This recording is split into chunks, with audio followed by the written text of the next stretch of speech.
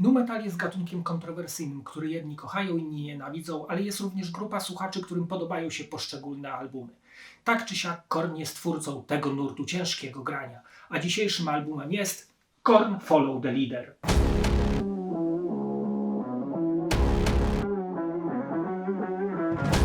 Korn powstaje w 1993 roku w Bakersfield w USA na gruzach funk metalowej formacji LAPD, gdzie gitarzystą był James Shafir, basistą Reginald Arvizu, a perkusistą David Silveria. Pewnego razu w barze poznają studenta nauki pogrzebowej oraz wokalistę zespołu Sex Art Jonathana Davisa, któremu proponują dołączenie do swojego zespołu, w którym preferowali granie na nisko nastrojonych 7-strunowych gitarach. Pierwszym utworem z Davisem był Alive, który miał być próbą jego możliwości wokalnych.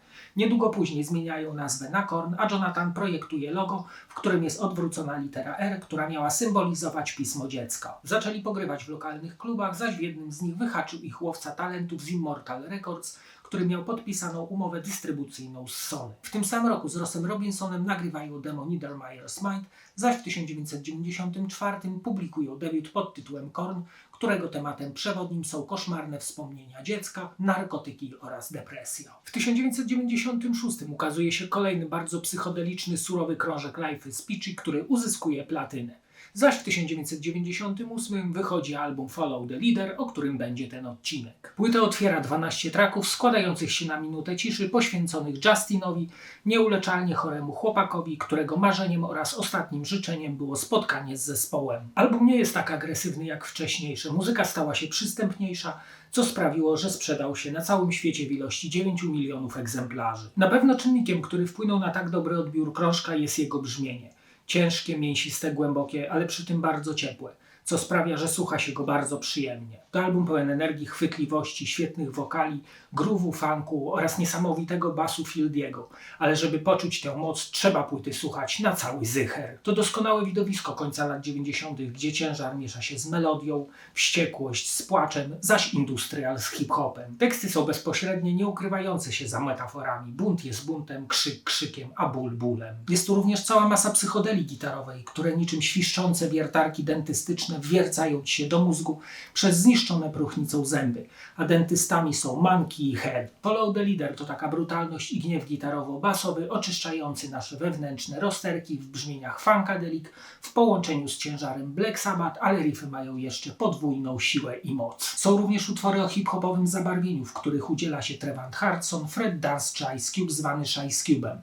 I trzeba przyznać, że są one zrobione na poziomie i te elementy wzbogacają stylistykę Korna. Album brzmi potężnie, ale nie ma się czemu dziwić, ponieważ został wyprodukowany przez Steve'a Thompsona, odpowiedzialnego m.in. za brzmienie Madonny, Guns N' Roses czy Life of Agony, oraz Tobiego Wrighta, odpowiedzialnego za brzmienie Metalliki, Alice in Chains czy Fear Factory, czyli same wielkoludy. Kompozycje trzymają się schematu zwrotka, refren, zwrotka, ale wśród tego 70-minutowego różnorodnego grania z pewnością każdy znajdzie coś dla siebie. Zespół był niezwykle wpływowy i miał talent do pisania niepokojących, emocjonalnych, poschizowanych metalowych hymnów, gdzie nisko nastrojone gitary, hip-hopowy rytm, klikający bas czy ten nawiedzony wokal znalazły bardzo wielu naśladowców. Stworzyli nową jakość, dużo tu zniekształceń, transu, eksperymentów, które wyszły muzyce na zdrowie. A więc koledzy, na zdrowie. To posłuchajmy teraz fragmentów tego nu-metalowego klasyka.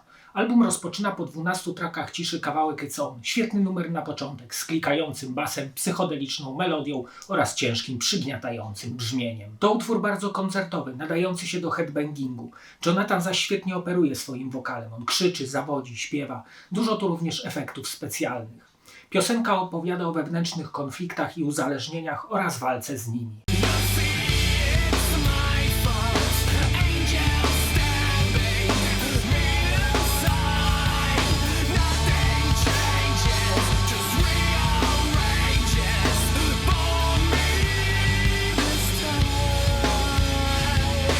Freak on a Leash to obok Adidas z albumu Life is Peachy sztandarowy numer zespołu, pełen wysokich, piszczących zagrywek gitarowych, które przeradzają się w miażdżące riffy. W środku numeru następuje ostro wykręcona fraza, w której Jonathan bezsłownie warczy i krzyczy.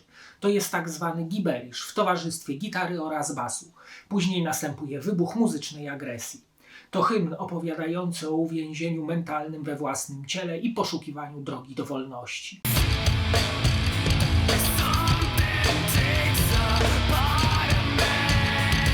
You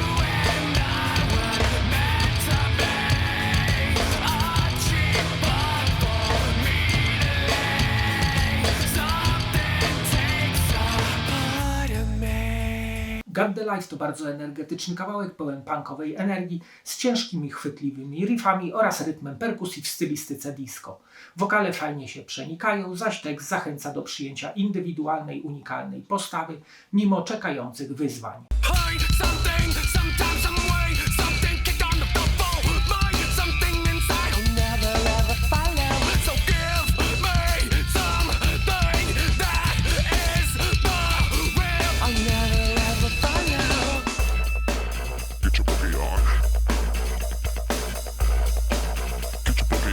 Na koniec proponuję Dead Bodies Everywhere, który rozpoczyna się dźwiękami pozytywki, które to znowu zostają przerwane ciężarem gitar.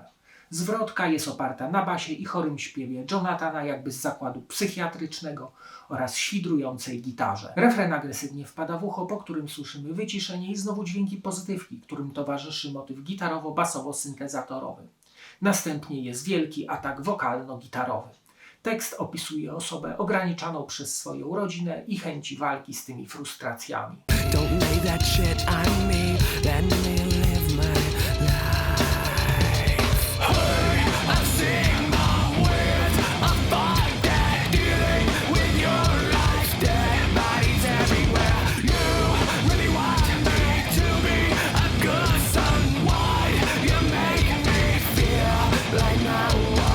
Zapraszam Was teraz do obejrzenia fragmentu koncertu Korna, który odbył się na warszawskim Bemowie na Impact Festiwalu w czerwcu 2013 roku.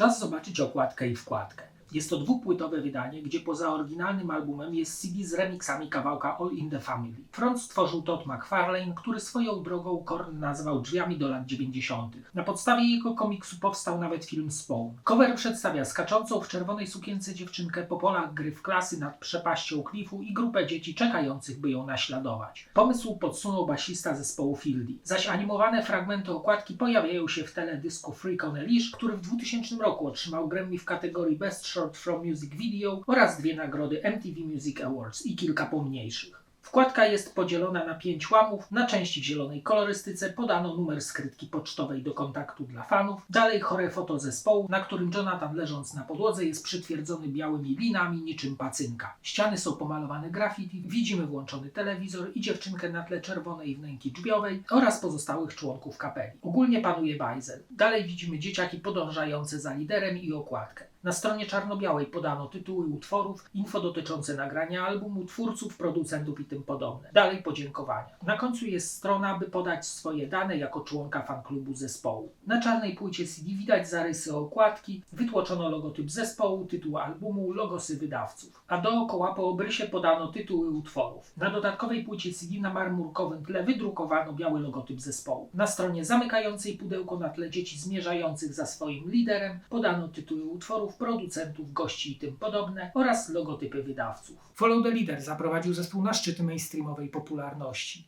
Korn zaczął eksperymentować ze swoim charakterystycznym brzmieniem, prowadząc je w różnych kierunkach, co tworzy album niezwykle ciekawym oraz wciągającym. Co by nie powiedzieć, to jeden z ikonicznych krążków lat 90., czy tego chcesz, czy nie. A teraz zapraszam do oglądania kolejnego odcinka. Cześć!